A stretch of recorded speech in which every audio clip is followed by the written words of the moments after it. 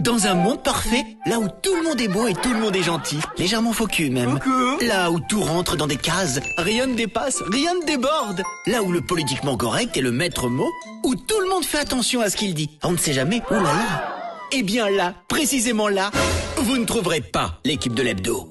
Maintenant revenons en arrière. Dans un monde qui est loin d'être parfait, là où tout le monde parle comme dans la vie, alors là, oui, ils sont là. Tout le monde est prêt? Alors, bienvenue chez vous, bienvenue dans l'hebdo sur Radio 2M. Mesdames et messieurs, bonsoir et bienvenue sur l'hebdo, comme tous les vendredis de 18 à 19h sur Radio 2M et en images sur nos réseaux sociaux. On est heureux de vous retrouver en ce début d'année. J'espère qu'elle commence bien pour vous. Au menu de cette semaine, on va parler de la Moudawana.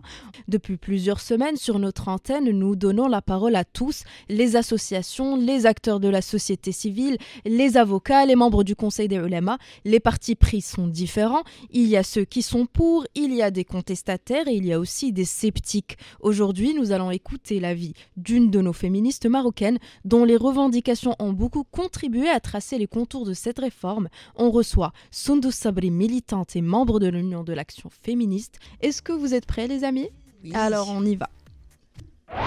Installez-vous, c'est parti pour 1 heure d'actu. Mais c'est pas un journal, on est d'accord. C'est l'hebdo sur Radio 2M. On commence l'année avec la Moudawana. Même si on a terminé l'année, mais pas vraiment, parce qu'elle va nous poursuivre toute l'année encore. Toute l'année encore, poursuivre. Oui.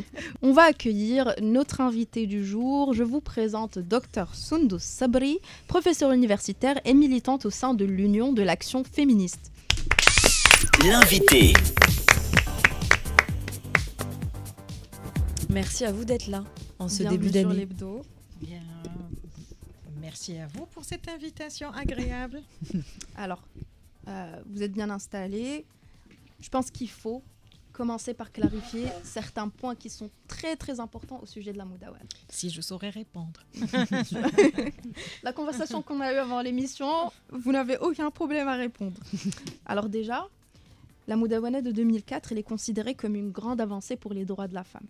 Mais la réforme actuelle, elle est dédiée non pas qu'aux femmes, mais à la famille. Exact. Donc, élaborer un petit peu sur ça, parce que tout le monde dit, oui, la Moudawana actuelle, elle a donné plus de droits aux femmes, c'est injuste envers les hommes, etc. Donc, cette discrimination, qu'est-ce qu'on peut dire? Est-ce qu'il y a une discrimination? Voilà. Alors, c'est bien de placer les choses dans leur contexte, c'est excellent.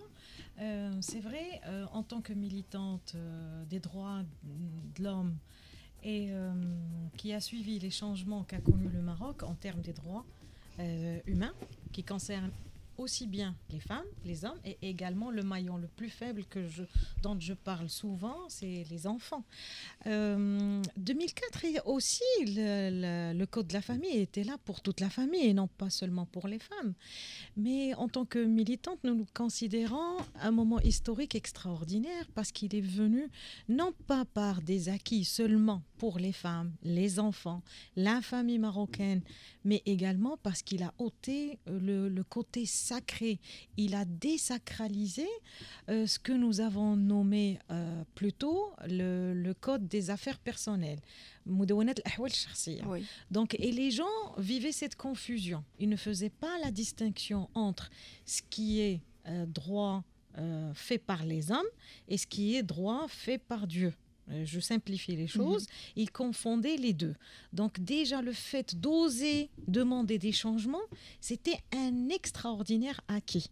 D'accord? Donc maintenant, je parle de ce qu'on a obtenu grâce au Code de 2004. C'était beaucoup d'acquis que les jeunes d'aujourd'hui ignorent parce qu'elles sont nées avec ces droits-là. Et ces droits, si ils sont ici, c'est grâce au mouvement féministe marocain qui a été sérieux depuis des années. Il a milité. Je donnerai le simple droit. Maintenant, les filles, elles postent sur les réseaux sociaux leurs images à partir de différents pays. pays, elles sont contentes de partager ces photos et d'encourager. Eh bien, c'est un droit que c'est grâce au Code de 2004, parce qu'une femme n'avait pas le droit de voyager sans l'autorisation de son conjoint, sinon son tuteur. Donc, aujourd'hui, on ne peut même pas discuter ce droit. Donc, je ne parle pas des droits. C'est vrai, ils étaient importants, mais ce que je trouve encore plus important, c'est cette désacralisation de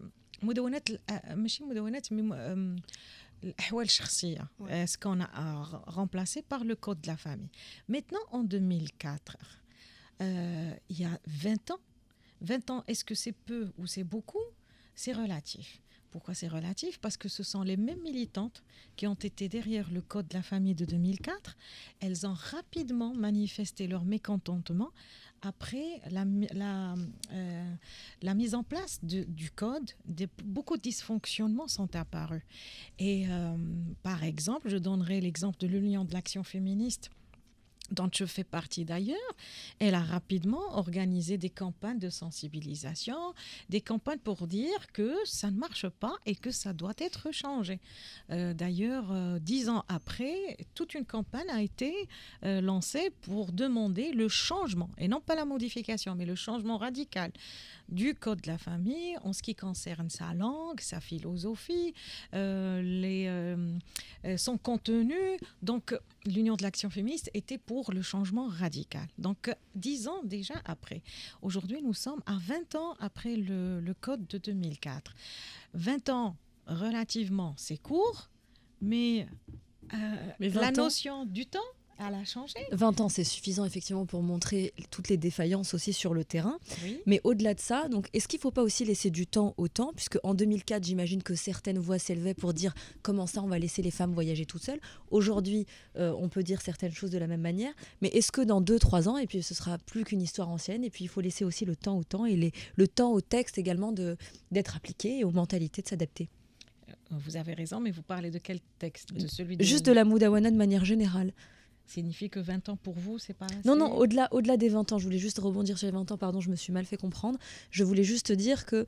quelle était ma question, Amine? Du tout, j'ai des prix, moi. Pour juger. Non, en fait, voilà, vous disiez qu'en 2004, il y a eu de grandes avancées. On est d'accord, jusque-là, c'est clair. Oui. Là encore, aujourd'hui, on est en 2025, il va y avoir de grandes avancées. De grandes, non. Alors voilà. Alors là, vous me tendez la perche. Pourquoi est-ce que, selon vous, cette Moudawana est-elle petite, selon vous? Pour reprendre vos mots. Déjà, en 2004, les féministes n'étaient pas à 100% satisfaites. Après l'application, encore moins, vu les dysfonctionnements qui ont surgi. Maintenant, après 20 ans, c'est encore... on dit qu'il était temps, il y a longtemps qu'il était temps de changer, pas seulement aujourd'hui. Maintenant, lorsqu'on met une loi, ce n'est pas pour aujourd'hui, ce n'est pas pour le passé. Nous devons être avant-gardistes dans la mise des lois, n'est-ce pas? Parce que ce code sera fonctionnel pour les générations à suivre, dans les années qui vont suivre. Donc même dans sa façon de le concevoir, il faut le concevoir pour les années qui vont suivre, pour les générations qui vont suivre, pour qu'il soit adéquat à cette génération, à cette screen generation, aux générations qui vont suivre également. Déjà, actuellement, ce ne sont pas tous les gens qui sont satisfaits. Ils demandent encore plus. Pourquoi? Parce que les dysfonctionnements, ils font partie du passé. Mais on n'a pas besoin d'attendre le futur. C'était tout simplement, c'était pas un changement. Il n'était pas question d'un changement radical. C'était vraiment juste, voilà, une actualisation, une correction des lacunes. Après, sur ce genre de loi, on peut difficilement contenter tout le monde. Moi, je me rappelle en 2004, quand il a fallu revoir la Moudawana, il y a eu de grosses manifestations pour, mais de bien plus grosses manifestations contre. Exactement. Très, très bien. Et donc, ce relifting est nécessaire, mais il ne sera jamais suffisant, parce que les attentes de chacun diffèrent. Moi, j'ai deux questions par rapport à ce qui est en train de se réaliser maintenant, qui sont beaucoup plus pragmatiques. La première, est-ce que ces lois vont être rétroactives? C'est-à-dire qu'une fois que ce texte est voté, est-ce qu'on pourra les adapter à des choses qui sont passées avant? Et en deux, quand est-ce que ce texte sera effectif? Je sais que la date exacte n'existe pas encore, mais selon vous, si vous pouviez donner une date plus ou moins, vous pouvez nous dire ça sera dans 6 mois, ça sera bon.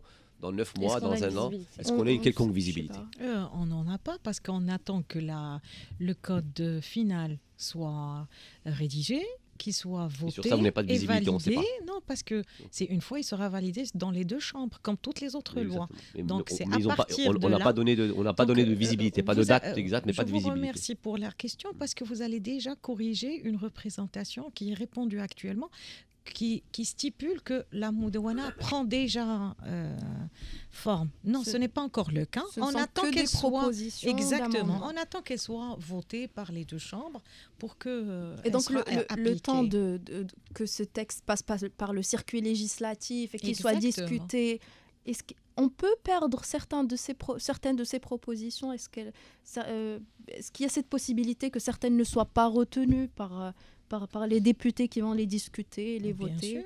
Bien sûr.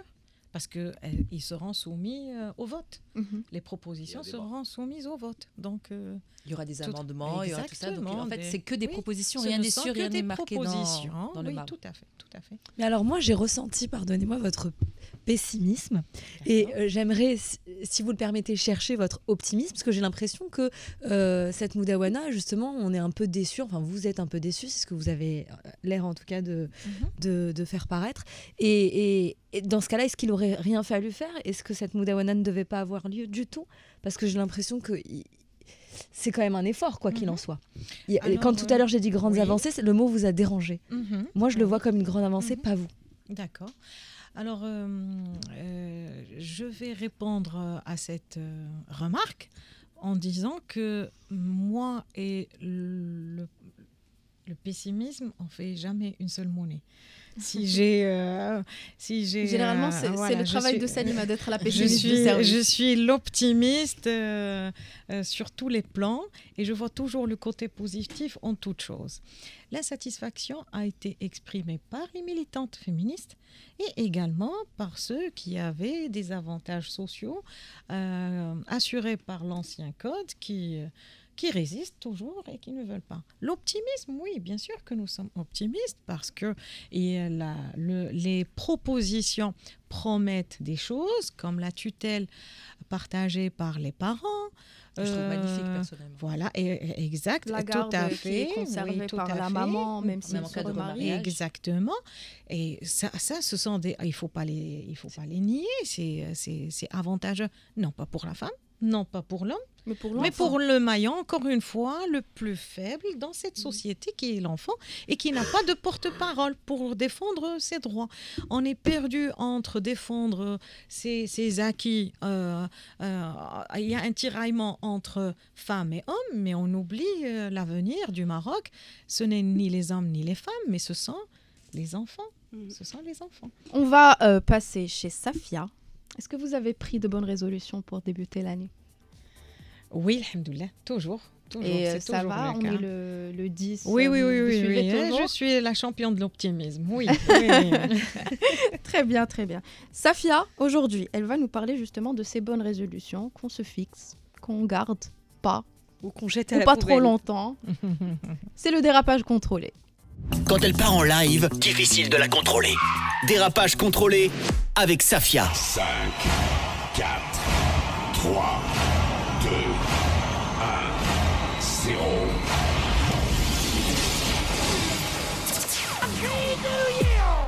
Et c'est parti pour l'année 2025. Je ne sais pas pour vous, mais quand on fait un petit tour du monde, j'ai l'impression qu'on prend les mêmes en espérant que ça va changer. Les calculs ne sont pas bons, Kevin. Moi, je veux des paillettes dans ma vie, hein, et accessoirement des moulures au plafond. Bref, une année qui va certainement encore battre tous les records. Des records de chaleur, d'inondation, de pollution, de tuerie, d'hécatombes, de génocide. Bref, je dérape, Très mais je me optimiste. contrôle. Et c'est dans cette atmosphère que l'on décide chaque année de prendre des résolutions. Ben oui, à défaut d'améliorer le monde qui nous entoure, on essaie de s'améliorer nous-mêmes. D'ailleurs, j'en profite pour faire un petit tour de table. Quelles sont vos résolutions? Je me suis coupé les cheveux, donc... Ça y est, c'est tout, c'est c'est fait, terminé. Moi, J'ai j'en- décidé que j'en prendrais plus depuis déjà Moi non 3 plus, ans. j'en ai pris aucune. Et vous? Je continue sur le processus de développement personnel. Magnifique, magnifique. Je continue sur le processus. Reprendre le sport, équilibrer son assiette, s'éloigner des écrans, des droits pour la famille et les enfants, plein de bonnes attentions pour la nouvelle année. Mais d'où vient cette coutume des résolutions? Eh bien, ça date. Environ 4000 ans avant Jésus-Christ, les Babyloniens multipliaient pendant 14 jours les promesses aux divinités. En échange, les dieux sont censés accorder leur protection. Bon, après, ils ne promettaient pas d'arrêter de fumer, mais de rendre les outils agricoles empruntés à leurs voisins. Et pas sûr qu'il a rendu la hache, le gars, parce que selon les études américaines, 6 mois après le nouvel an, la majorité des personnes ont déjà oublié ce sur quoi elles s'étaient engagées. 6 mois, c'est trop. Et 90% des bonnes résolutions ne sont pas tenues. Ah. En gros, encore une perte de temps, finalement. Les résolutions, c'est comme des promesses de campagne ou ce que disent les garçons et les filles pendant les rencas, akar al-khnouna. Mais pourquoi chaque année, on a cette injonction de la société qu'on doit absolument se réinventer? Comme si on devait chaque année devenir une version améliorée de nous-mêmes. À l'instar de ChatGPT, devoir faire une mise à jour tous les ans au risque de devenir désuet. L'obsolescence programmée, même pour les humains. Qu'on se sente obligé de faire un bilan de tout ce qu'on a fait et accompli, et si on a le malheur de ne pas avoir été assez productif l'année passée, on culpabilise et on se donne des objectifs inatteignables pour l'année suivante. Perso, ça fait belle lurette que je ne fais plus des résolutions, pas parce que je n'ai rien à changer, bien au contraire, c'est juste que je trouve que l'on est trop exigeant avec nous-mêmes, qu'on a l'impression que l'on doit tout réussir dans la vie, avoir une famille parfaite, un travail passionnant et qui paye bien, être propriétaire de sa maison, avoir une super voiture, etc. Faut arrêter. Venez, on casse le cercle vicieux et au lieu de faire des résolutions chaque janvier, on profite de ce mois pour être fier de nous et se féliciter d'avoir fini l'année sans trop de dégâts. Ouais.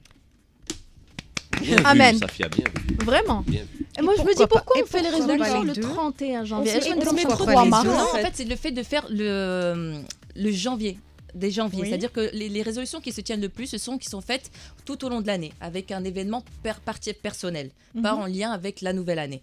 Par exemple, je sais pas, il arrive un problème, on a décidé qu'à ce moment-là, de nous-mêmes, Oui, là ça fonctionne. Mais de devoir le janvier, faire des résolutions pour toute l'année, moi perso... Si je me permets de me prononcer sur le sujet, Bien parce sûr, qu'il bien relève sûr. un petit peu Bien du sûr. développement personnel. Alors, tout ce que vous avez dit est juste. Alors, faire des résolutions le 1er janvier, c'est excellent. En faire d'autres, la rentrée du travail, je ne sais pas, la rentrée scolaire, universitaire, c'est 100 jours d'anniversaire, ce sont également des moments qui jalonnent l'année.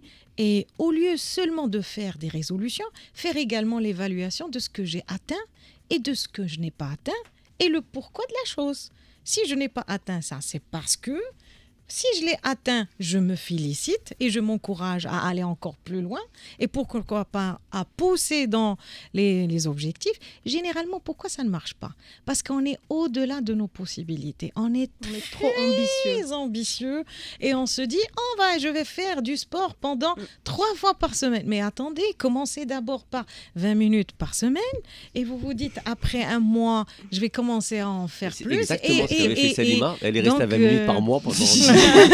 Comme la Moudawana, commencer par un texte de C'est loi. méchant. Un texte de loi, 3 textes Non, de mais la loi, progrès- petit à Elle est petit. méchante. Mais la Wallahi, progressivité. moi, je trouve que c'est une approche et, beaucoup plus pédagogique, vraiment. Moi, je il trouve que faut c'est se en féliciter gros, on va- parce que, s'il vous plaît, le cerveau, il résiste au changement. C'est ce qui arrive également avec la Moudawana.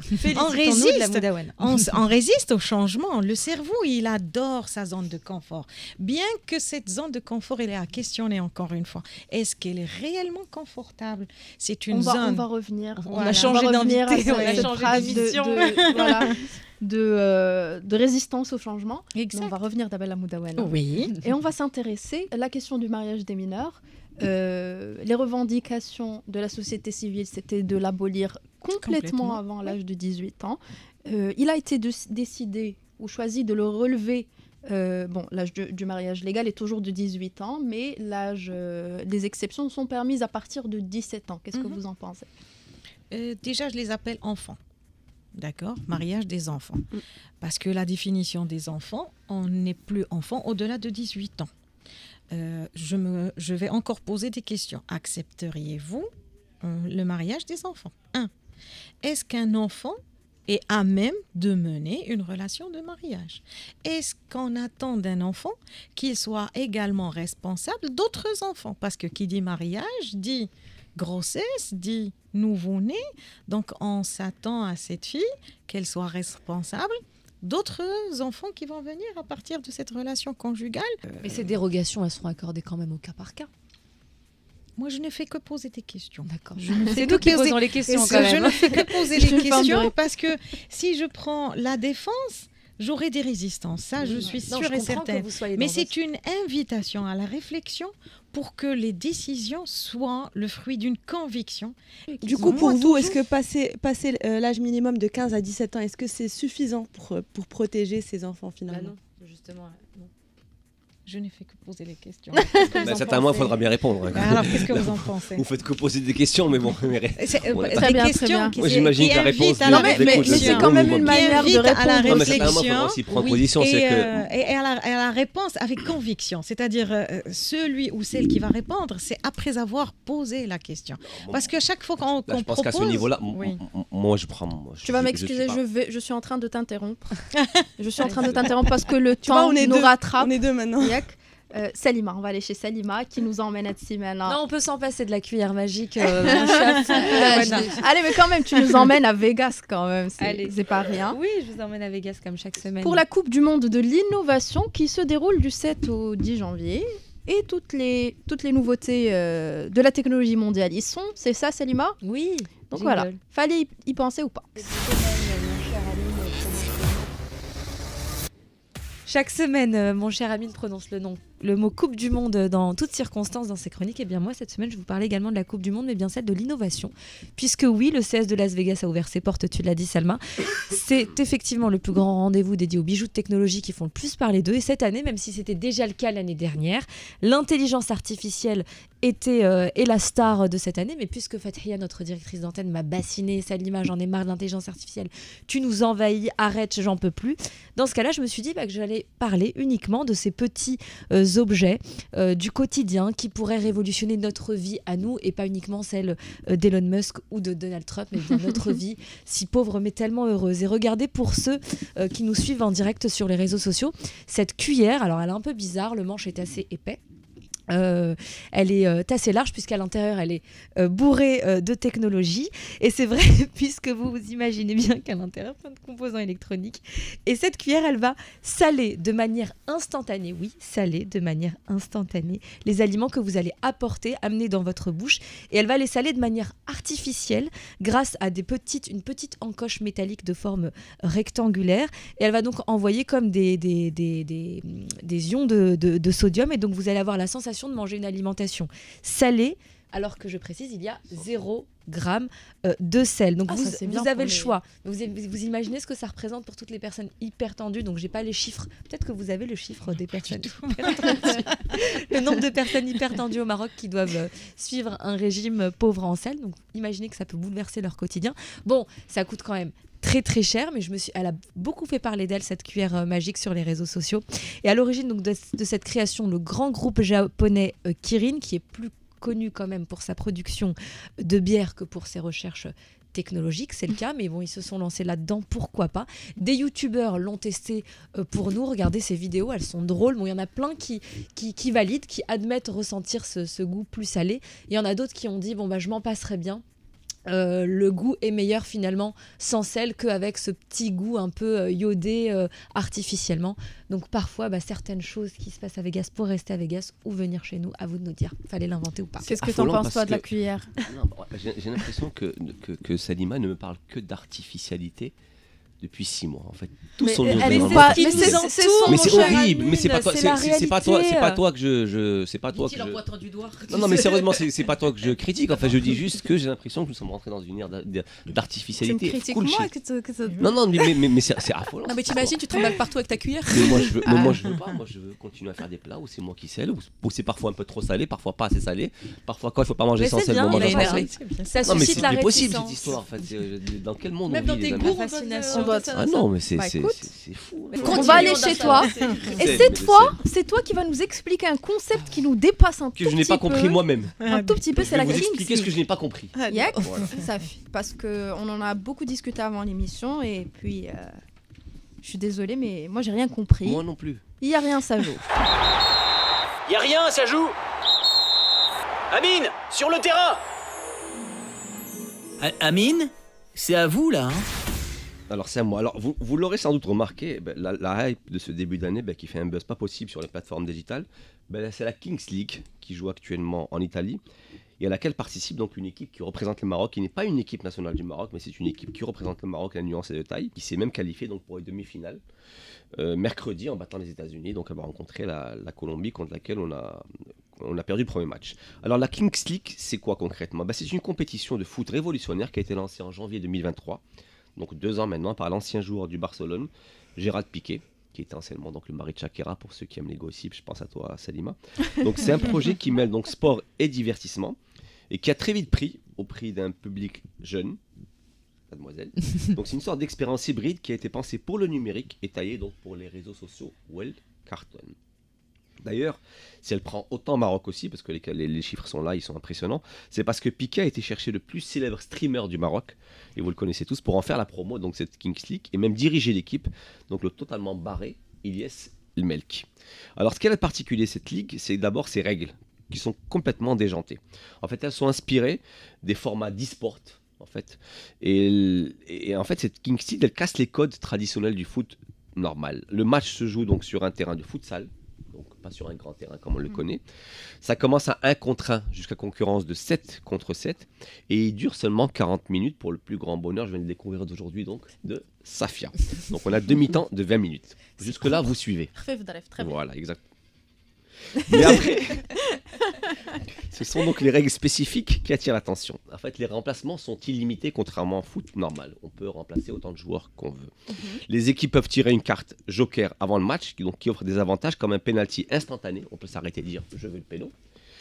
Ou la possibilité de doubler un but marqué. C'est comme ça donc qu'on égalise contre les États-Unis mercredi. Alors les séances de tir au but rappellent celles du football américain, c'est-à-dire qu'on ne tire pas directement en cage, mais on part en courant avec un ballon, avec des courses donc en duel face aux gardiens. Et l'objectif est clair dans tout ça, c'est de dynamiser le jeu et d'offrir un spectacle intense et donc de réduire les temps morts qui freinent un petit peu les jeunes spectateurs, parce que dans le foot traditionnel, on a un temps de jeu effectif de 50-55 minutes pour 90 minutes normaux. Donc dit comme ça semble simple, mais je peux vous assurer que moi qui ai vu quasiment tous les matchs jusque-là, j'ai toujours rien compris au truc. Et même les nôtres, je peux vous l'assurer, l'équipe nationale qui représente le Maroc, en fait, ont joué le premier match contre la Colombie sans maîtriser les règles. Ils ont dit, on est arrivé, on a découvert les règles au fur et à mesure des matchs, et donc du coup, ils se sont lamentablement ramassés. Par la suite, ils ont compris. Ils ont upgradé, ils ont gagné contre le Japon et l'Ukraine et donc les États-Unis pour passer en demi-finale. Donc tout ça est diffusé en direct sur Twitch, plateforme, et attire des centaines de milliers de spectateurs. On parle même de près de 2 millions sur le match que le Maroc a joué, le dernier, puisque c'est le même donc Ilyes El Melki qui commente les matchs. Enfin, quand je dis commenter, c'est un gros mot. Il fait surtout son show avec des mots fleuris qu'on connaît tous, comme il en a l'habitude, et ça cartonne. D'ailleurs, mercredi, il y a une vidéo incroyable qu'on voit partout. Après la qualif en demi-finale, il y a des centaines de personnes qui sont allées chez lui, en bas de la maison, pour le fêter lui, comme si c'était lui qui avait marqué tous les pénaux qui lui menaient donc en demi-finale. C'est affolant. C'est parce que tout le monde l'aime, en fait. Exactement, et ça part. Enfin, oui, c'est vrai. Il a une grosse audience, et ça marche partout, pas seulement chez nous. Et ça marche pourquoi? Parce que donc il y a de grosses personnalités à la fois sportives et des réseaux sociaux. En fait, c'est le truc, c'est qu'on ne prend pas seulement des footballeurs, on prend des footballeurs, mais des gens qui ne savent pas forcément bien jouer, mais qui sont sur les réseaux. Et tout ça, donc, ça donne. Ils s'impliquent vachement, ces gens-là.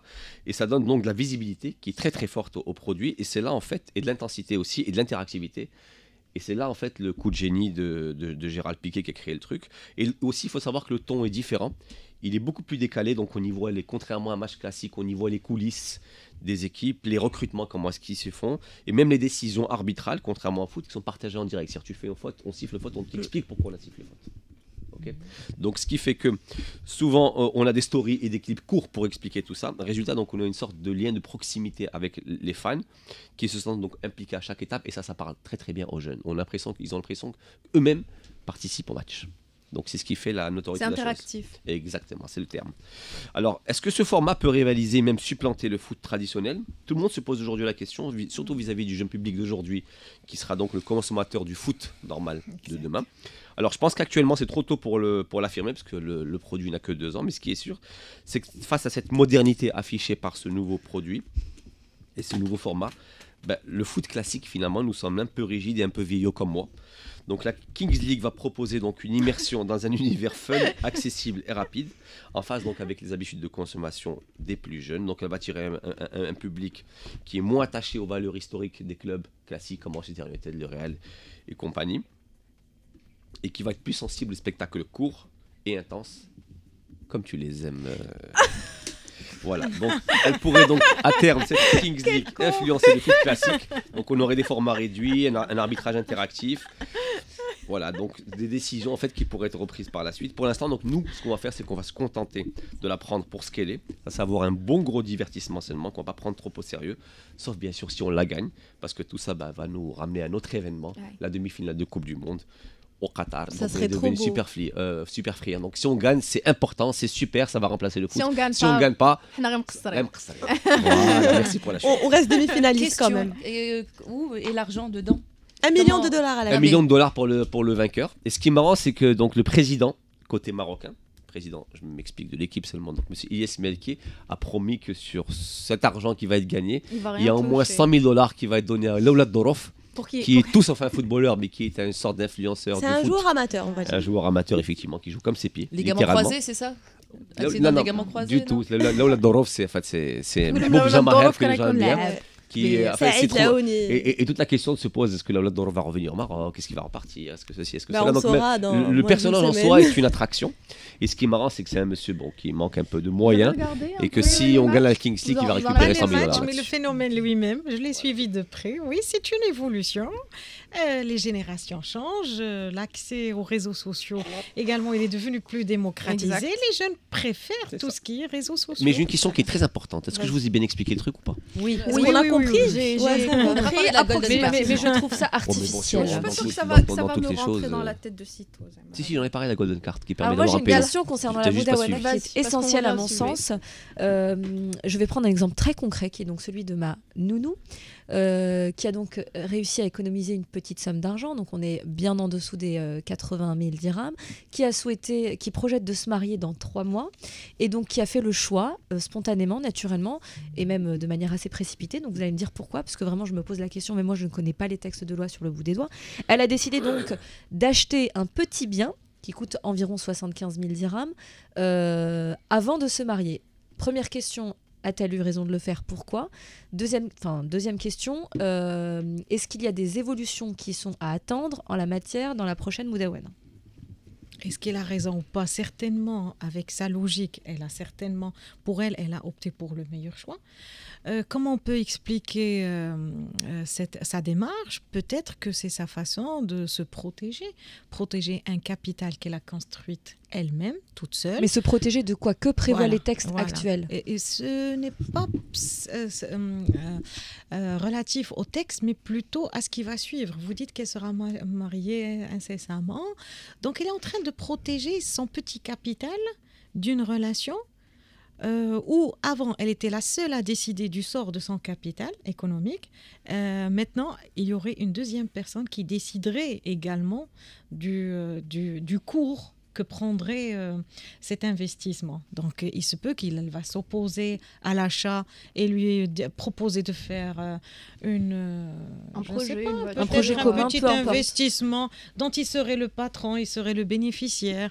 Et là, toute la relation qui serait remise en cause. Donc, c'est une façon de s'auto-protéger, de protéger un argent qui lui appartient à elle-même, d'une relation conjugale dont il ignore sur quelle base elle est menée.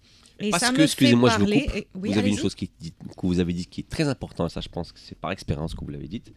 Ce sont les questions financières, économiques qui Tout à en fait. général finissent souvent, Créer le toujours, Exactement. souvent par ruiner des mariages. Tout à Et fait. vous avez bien fait de préciser Tout à hors fait. antenne. donc Et je en vous ce le qui rappelle. concerne la prochaine Moudawana, est-ce qu'il y a des dispositions qui pourraient justement protéger l'argent de la femme ou de l'homme, même s'il décide de se marier? Alors, je vais parler de ce qui se passe réellement sur le terrain. Les personnes qui ont réussi leur mariage, et c'est ce qui vient de dire notre ami juste là, ce sont les couples qui ont réussi à gérer leurs questions financières. Je le dis haut et fort. Une fois on arrive à gérer, on ne s'attend pas à ce que c'est la Moudawana qui nous donne la solution. Ce sont des compromis, des règles sur lesquelles le couple se met d'accord avant le mariage, qu'il a le droit de réguler au cours du mariage quand ça ne marche pas, quand il y a quelqu'un qui est mal à l'aise dans les règles du départ. Et c'est ainsi qu'un couple peut continuer avec un équilibre financier juste pour tout le monde, plus ou moins juste. Maintenant, que stipule la nouvelle? S'il y a de nouvelles choses à discuter, c'est maintenant on parle que la femme et les enfants peuvent garder la maison une fois le mari est décédé. Donc, est-ce qu'elle va avoir la propriété de cette maison, de cette demeure? Non, je ne pense pas. Mais au moins, elle va continuer à l'exploiter comme c'était le cas. Jusqu'à avant. quand? Jusqu'à ce que les enfants deviennent majeurs? Je n'ai pas vraiment une vision, C'est mais justement logiquement, ça, en fait, logiquement, c'est ce qui doit s'être fait. Surtout qu'on C'est a des drôle, cas, il on a doit des cas de continuer. femmes elles ont par exemple que des filles. Et on se retrouve avec la maman. Même avec des enfants, une fois les héritiers ils sont là, ils se partagent les biens. Alors vous imaginez une famille qui vivait une certaine aisance économique, elle se retrouve juste parce que le papa est décédé avec un niveau. Oui. C'est ça. C'est le cas de personnes qui sont loin de la pire femme. lorsqu'il s'agit des filles. Oui. Alors là, les filles, quand il n'y a que des filles, on voit la maman éjecter avec ses filles éjectées du domicile. Il nous reste quelques petites minutes. On va aller chez Rimel.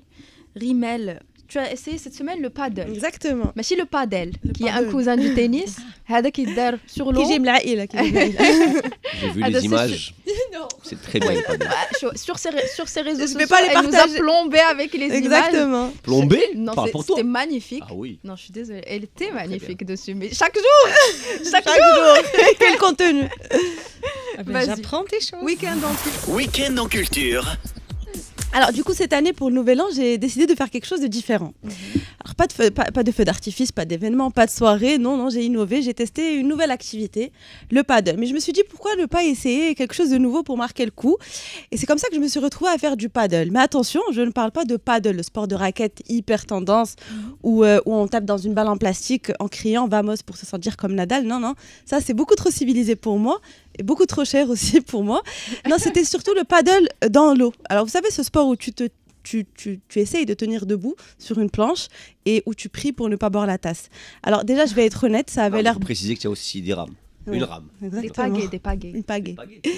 Alors déjà, c'est hyper compliqué. Tu as l'impression que c'est facile, mais c'est vraiment compliqué. Alors déjà, je vais être honnête, ça avait l'air beaucoup plus simple sur les vidéos Insta parce que sur les réseaux, quand tu les vois faire du paddle, ils sont toujours beaux, bronzés, le sourire jusqu'aux oreilles et tout, en mode regardez-moi, je pagaie gracieusement dans le coucher du soleil, alors que moi, j'étais là en mode Yarbi, je tiens un équilibre, surtout pour que je finisse pas la tête la première dans l'eau, sous les yeux des surfeurs qui jugent ta vie, en Ramzi Boukhiyam en l'occurrence qui était présent. Hein. Et j'ai tellement bu la tasse. T'as vu du paddle Hadar Mzibour? Exactement. Ça fait, on comprend la pression. J'ai tellement bu la tasse que je suis devenue une experte en dégustation d'eau de mer. Assez pour vous dire que l'eau de Tarazout est plus bonne que celle de Bozneqa. Honnêtement, c'était vraiment très drôle. Moi, je recommande vraiment l'activité. Donc voilà, j'ai décidé de commencer l'année en ramant, littéralement. Et franchement, si ça annonce le reste de 2025, j'espère au moins que le courant sera avec moi.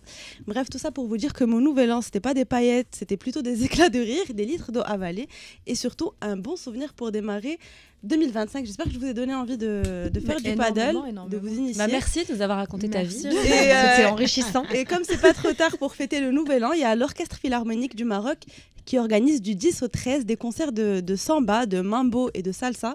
Alors autant de rythmes mis en musique par l'Orchestre Philharmonique pour célébrer la nouvelle année. Donc ça sera à Casa, Fès et Rabat. Du côté de Marrakech, on a le groupe Oba Oba Spirit qui vont se produire sur scène ce soir au Théâtre Maiden.